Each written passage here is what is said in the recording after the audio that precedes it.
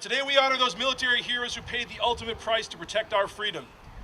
This year's Memorial Day is particularly significant as we celebrate our nation's 250th birthday, just 1 year after the start of the Revolutionary War.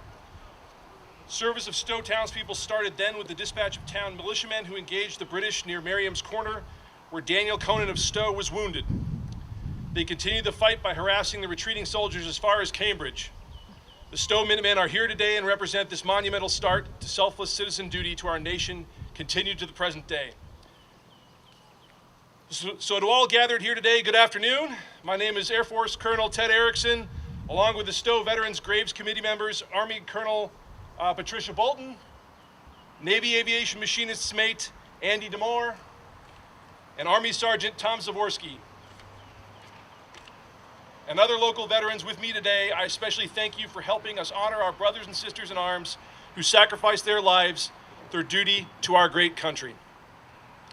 I'd also like to specifically thank State Senator Eldridge, Representative Hogan, Select Board members, the Stowe Fire and Police Departments, and residents from Stowe and surrounding towns for participating in this Memorial Day ceremony, and the many others I'll recognize at the conclusion of our ceremony. Please give our volunteers, veterans, and supporters a round of applause.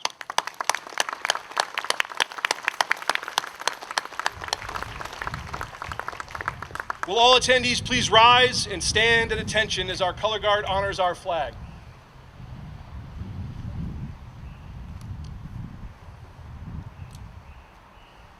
Flag up, flag up. There you go.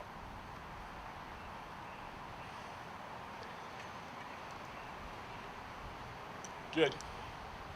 Today we are fortunate to have both State Senator Eldridge and State Representative Hogan joining as we honor our heroes. I've invited both to say a few words here today. State Senator Jamie Eldridge has served as a state senator for the Middlesex and Worcester districts since January 2009, representing 14 communities in the Metro West. He serves as the Senate Chair of the Joint Committee on the Judiciary and the Senate Vice Chair of the Joint Committee on Election Laws. He champions many worthy social and environmental causes and legislative bills, including ethics and environmental oversight and initiatives. He lives in Acton. Senator Eldridge, welcome.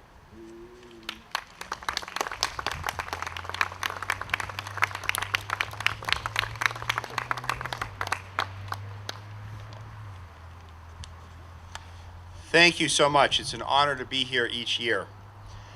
Today in Stowe, we gather to honor the service members who have made the ultimate sacrifice to preserve the American way of life. On Memorial Day, we remember those brave soldiers by reflecting on our shared history, cherishing the memory of those who died in service, and celebrating the lives they lived. Stowe's deep commitment to the cause of freedom dates back centuries. During the French and Indian War, Stowe raised its first volunteer army, a force that would later help supply the Revolutionary War's famed Minutemen. By 1775, 81 men, roughly 10% of the town's population, was serving in the militia. Over half were born in Stowe. The youngest was just 16, the oldest 70.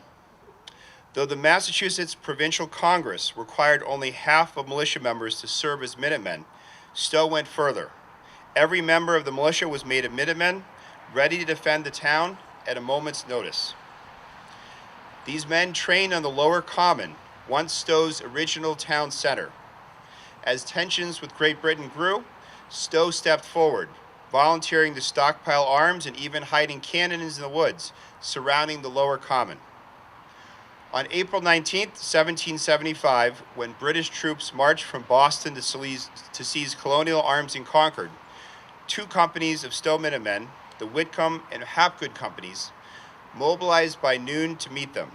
Even after the battles of Lexington and Concord concluded, the men of Stowe demonstrated relentless courage. As British troops retreated, Stowe companies ambushed them along the highway. According to official records, they, quote, pursued the British so as to deserve special mention along what became known as Battle Road. In the days that followed, many of Stowe's Minutemen joined its newly formed Continental Army. Their bravery continued at key moments in the war. 40 Stowe soldiers served in the Battle of Bunker Hill, and 27 fought in the decisive Battle of Saratoga. As we approach the 250th anniversary of Bunker Hill on June 17th, we were reminded that sacrifices made by Stowe citizens reach far beyond our town lines. Their courage helped shape the courage of a nation. That legacy of service did not end with the Revolution. A century later, during the Civil War, 22 of the Stowe's residents who answered the call to meet the town's enlistment quota gave their lives. 7 fell in battle, 13 to disease, and 2 while held as prisoners of war. One of them was Sergeant John A. Brown, a Stowe farmer who rose through the ranks from militia member to regimental color bearer. He served with courage in the Shenandoah Valley, where he made the ultimate sacrifice. Today we honor Sergeant Brown and all the brave service members who gave their lives so that the Union would endure and freedom might expand throughout the United States. Memorial Day is not only a day of remembrance, but it's a call to action. As we honor the fallen, we must also stand by their families and loved ones, ensuring the Commonwealth continues to care for those who carry the burden of loss. Again, I want to thank you for inviting me here today. It's an honor to represent Stowe. wishing those who lost their lives on this Memorial Day. Thank you so much.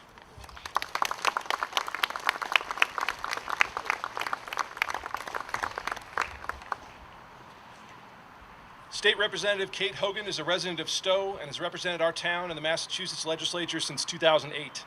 Representative Hogan was named Speaker Pro Tem of the House in 2021 and works as a bridge between House leadership and members to tackle the state's biggest issues. She has consistently been a key advocate for legislation that supports veterans and their families and strives to strengthen and improve services to our injured and unwell veterans who rely on vital services. Welcome, Representative Hogan.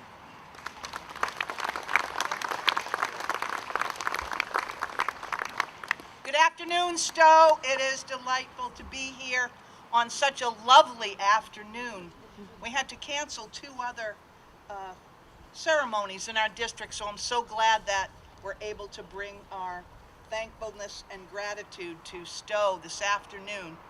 To the veterans here today, your families, our Commonwealth, and a grateful nation, thank you for your service and your sacrifice. Last year, we commemorated the unlikely victories of our earliest militias, those farmer soldiers who picked up arms, joined Minutemen companies, and rushed towards Concord, and now we hear Cambridge. 250 years ago, and as we mark 2.5 centuries since the birth of this nation, let us pause and with gratitude and humility consider the true cost of democracy. The United States is the only country ever founded on an idea. It is an idea that has inspired nations and moved millions, but that idea, rooted in freedom, exacts a price.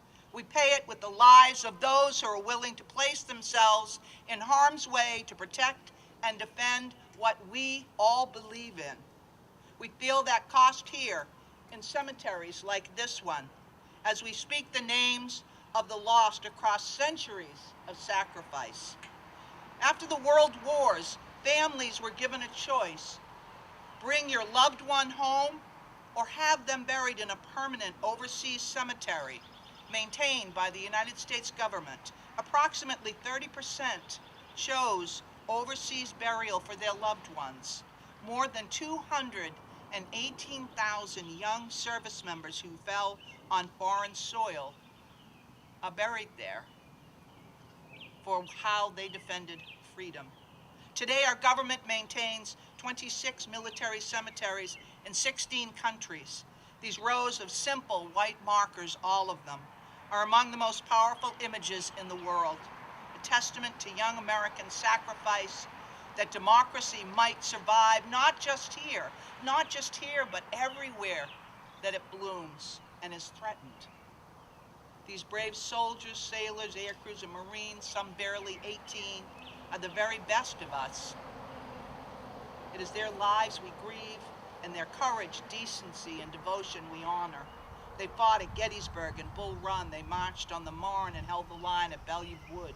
They stormed the beaches of Normandy and endured the Battle of the Bulge and the hell of Guadalcanal. They landed in Korea, fought in the Mekong Delta, and patrolled the streets of Fallujah and the mountains of Kandahar. And today, some still serve in harm's way. Every one of them, in every war and every battle in between, deserves our deepest respect and our most enduring gratitude. May their devotion inspire in us. May their devotion inspire in us the character, integrity, and courage to protect this country and its ideals, and to answer its founding promise with liberty and justice for all. What they sacrificed for, what they gave all for, is a larger idea, said President Obama. The idea that we can have the right to pursue our own dreams, but the obligation to help our fellow Americans pursue theirs. So on this day of all days, let's memorialize our fallen heroes by completing their work to make America more secure and our world more free. God bless our fallen heroes and veterans. God bless our town and our Commonwealth. And God bless America. May we always, always protect our freedom from enemies of this great and noble experiment in democracy. Thank you.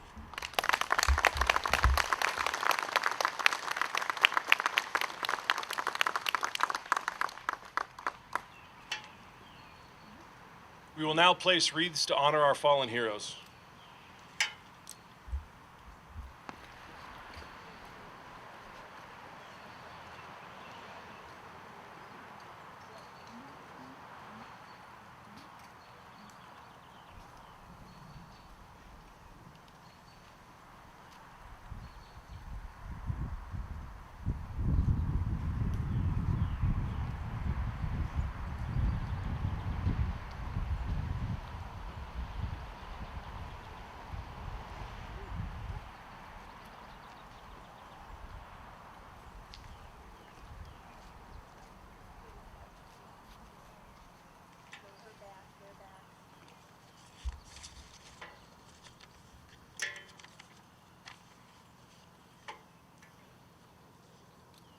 The names of Stowe residents killed in action while serving their country will now be read by Mr. Andy Demore.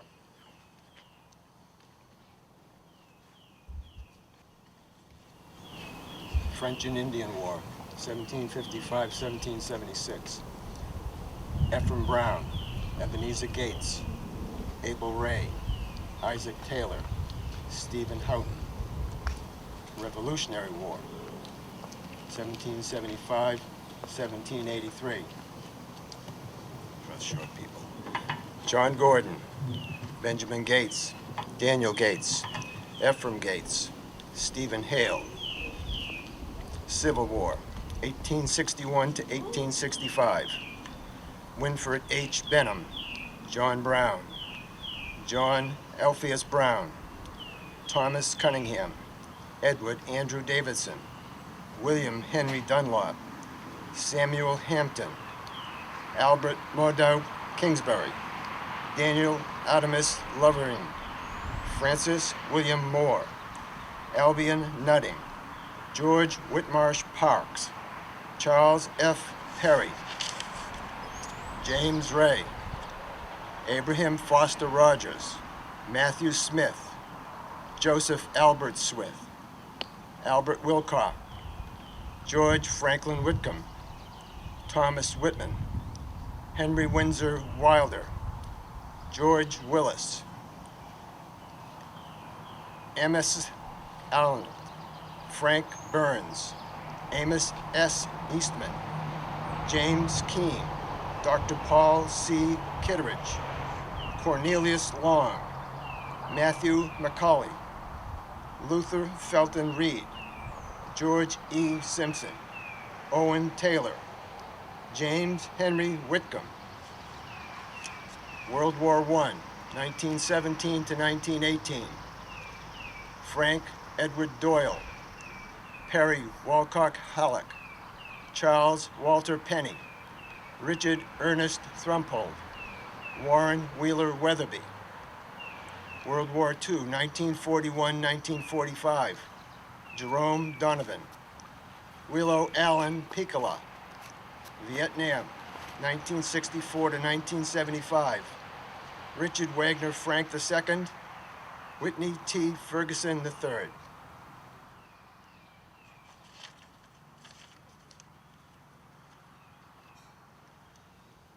Ladies and gentlemen, please rise for the playing of taps and echoes. Detail, attention. Present. Arms.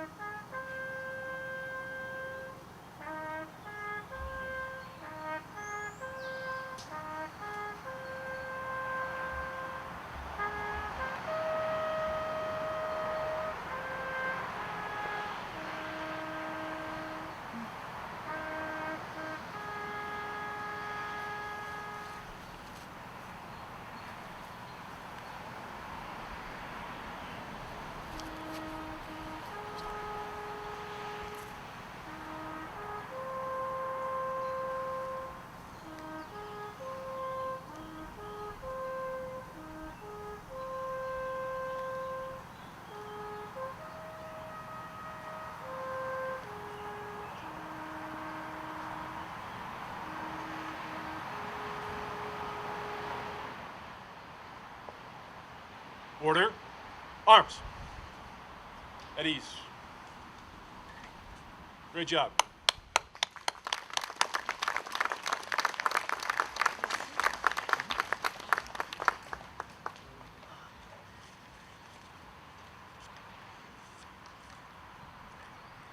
Thank you for attending today's 2026 Memorial Day observance and ceremony.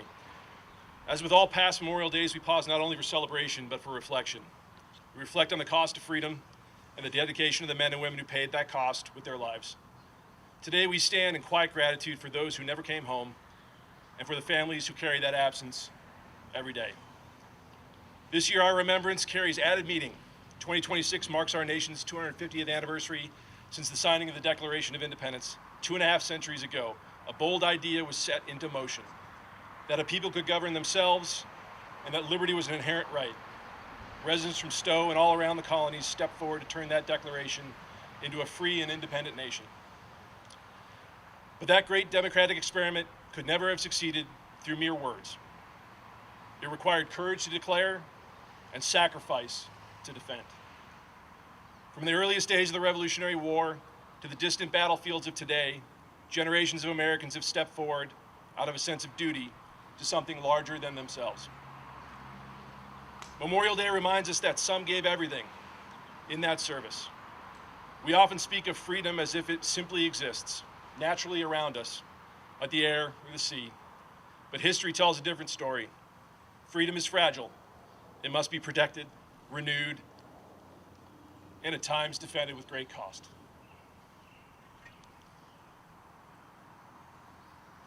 Behind every chapter of American history are individuals whose names we may never know, but whose sacrifice made our prosperity possible, including the many from right here in Stowe whom we remember today.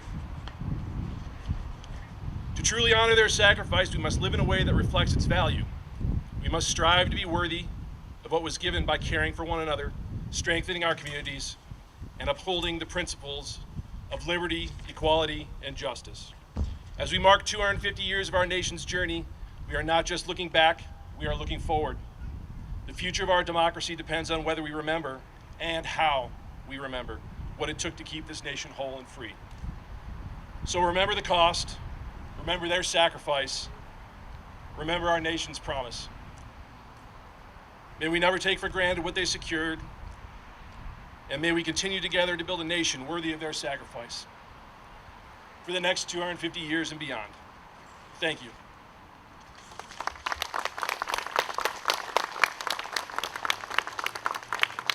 Lincoln's Gettysburg Address will now be read by Miss Julia Wiltz, a student at Hale Middle School.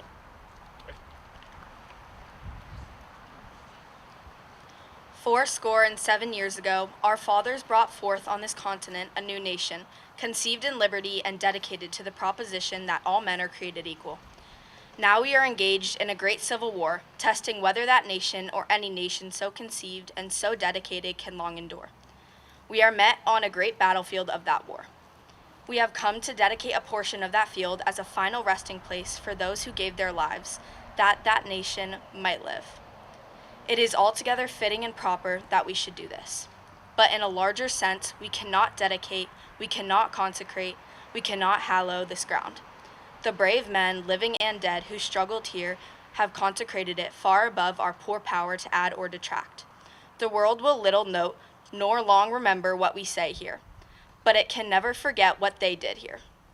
It is for us, the living rather, to be dedicated here to the unfinished work which they who fought here have thus far so nobly advanced. It is rather for us to be here dedicated to the great task remaining before us, that from these honored dead we take increased devotion to that cause for which they gave the last full measure of devotion, that we here highly resolve that these dead shall not have died in vain, that this nation under God shall have a new birth of freedom, and that government of the people, by the people, and for the people shall not perish from the earth.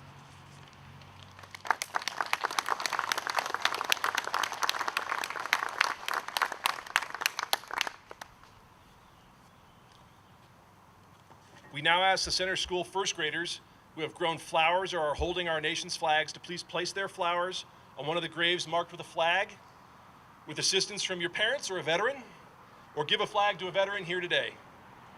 Once done, please return for the singing of our national anthems. Go ahead. Are we all accounted for?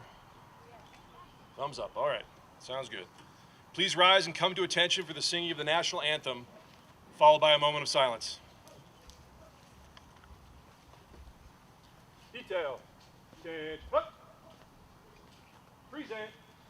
Arm.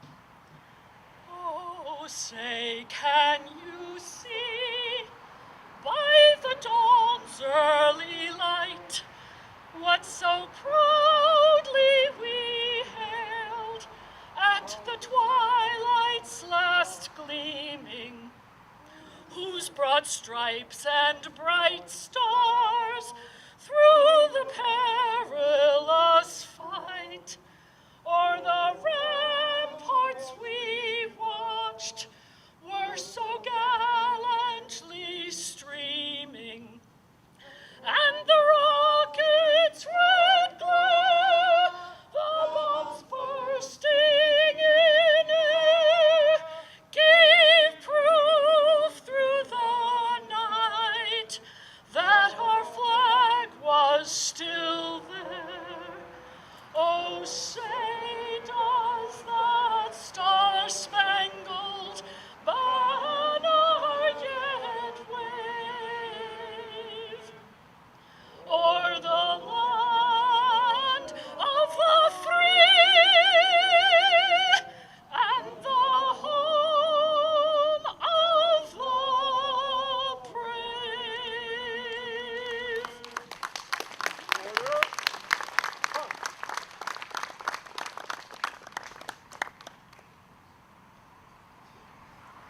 Hale Middle School student Christopher Frial will now read a poem called Somewhere Out There by Dr. Bill McDonald. Ready? Go get it. I'm too short for this. Anyways, somewhere out there today, in a land far, far away, a soldier rides patrol, knowing not what may unfold. He keeps watch as he rides over the dangerous countryside. Roadside bomb could be hit. Scary, but this soldier doesn't quit. Think about mom and dad, about the good times had. Stateside, how long here? Back to watching, just a little fear. It was a good day to think and to pray. Strange that prayer feels so right when there could be a firefight. Wheel back into base. Tomorrow, another right to face. Convoy's done for the day. Looks like rain's on its way. Nerve-wracking job, but boring too. But that's what soldiers do. So many over here, none alike, who have gladly joined this fight. Freedom comes at a high cost. Lives given, the ultimate loss. That's what they willingly give, so freedom can continue to live. So we remember today all those who went away and gave their lives so that we might live here and stay free. God bless America.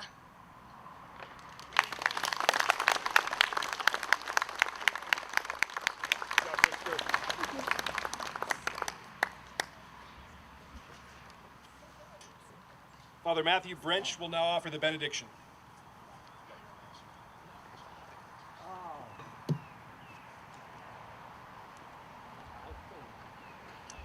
I will lift up mine eyes unto the hills, from whence cometh my help.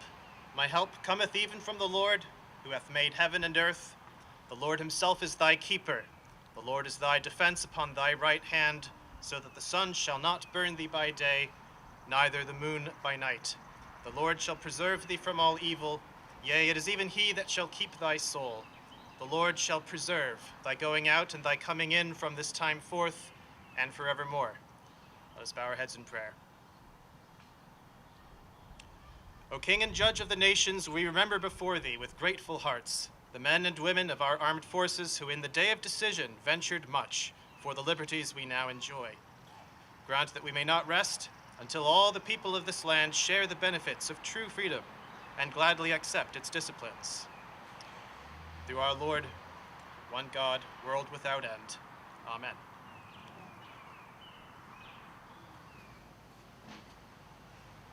I'd also like to introduce Mr. Sergeant Zarofsky is going to provide a couple of thank yous for the folks that helped put this together.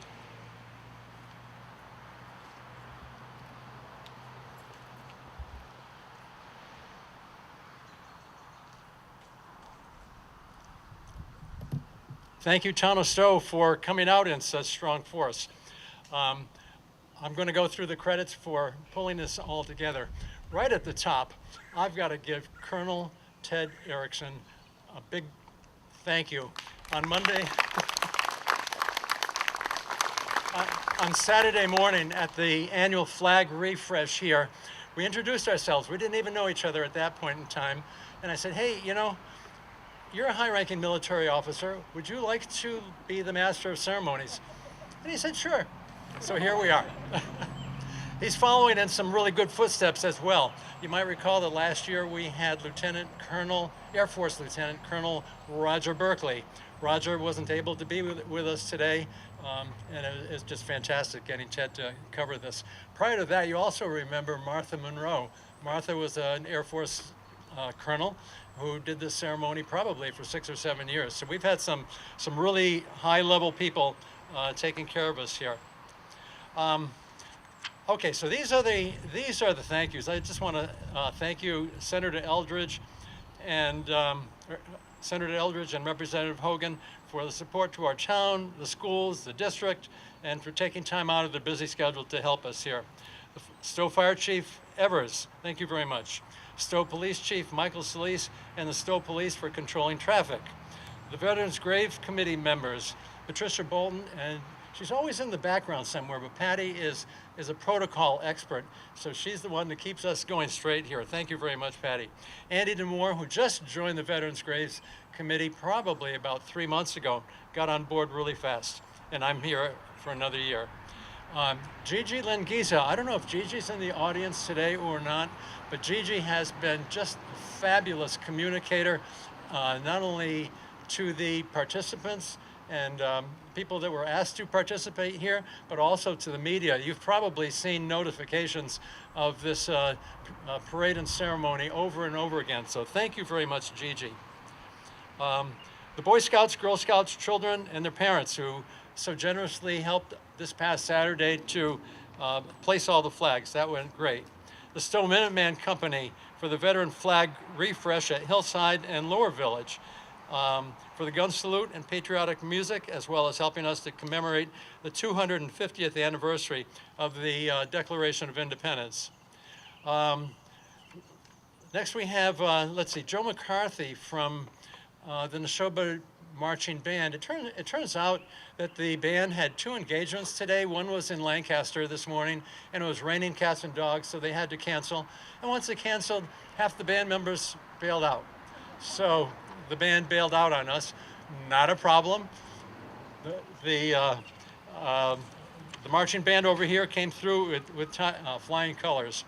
The one thing I did ask Joe for was, okay, do you have somebody who can do taps and echoes for us? And he said, yeah, Caleb Wu. And I don't know where Caleb is right now. Okay, thank you, Caleb, for the taps and echoes. Good job.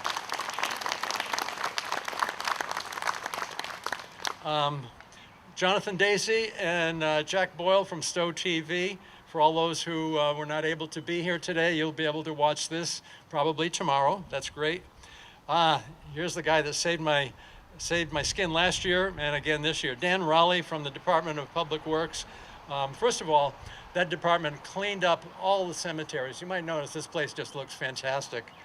But the other thing that Dan does is he has a generator right down here. It's very quietly pumping out 120 volt, 60 cycle current, and that's the reason you can hear me on the speaker system. We've got Diane Pelletier and members of the Stowe Garden Club. They provided these wreaths, and in addition, I believe they have there's these two urns on either side of the library memorial, and they typically put some beautiful flowers in there. Lastly, I want to give a shout out to Mabel Halleck, who established a cemetery fund to purchase flowers for the war memorials. Mabel Halleck's gravestone is just down here, about 100 feet. Phil Mosley took advantage of that, bought some flowers, and decorated the monument beautifully. Let's give a big round of applause to all the people who have made this come together.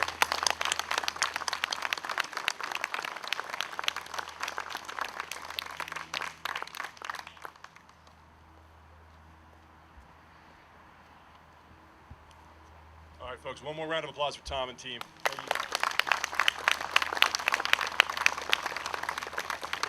All right, folks, that concludes the ceremony. What we're going to do is we're going to ask you all to rise. The flag's going to come by. Please render a salute as the flag comes by, and then we'll form up and proceed back up to the library. Thank you all. Detail, change up.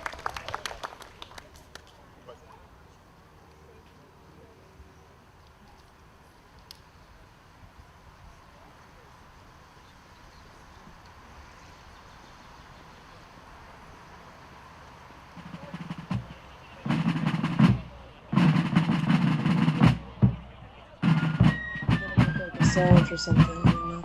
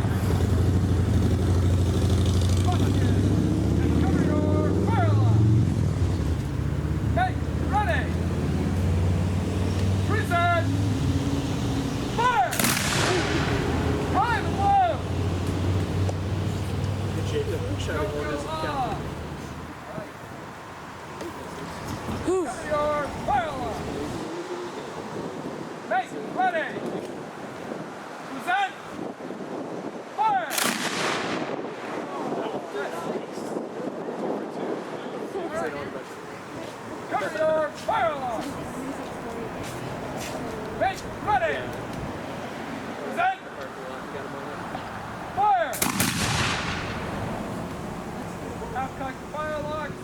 Tuck your hands. Are we ready? I think so. 3 shots. Got the little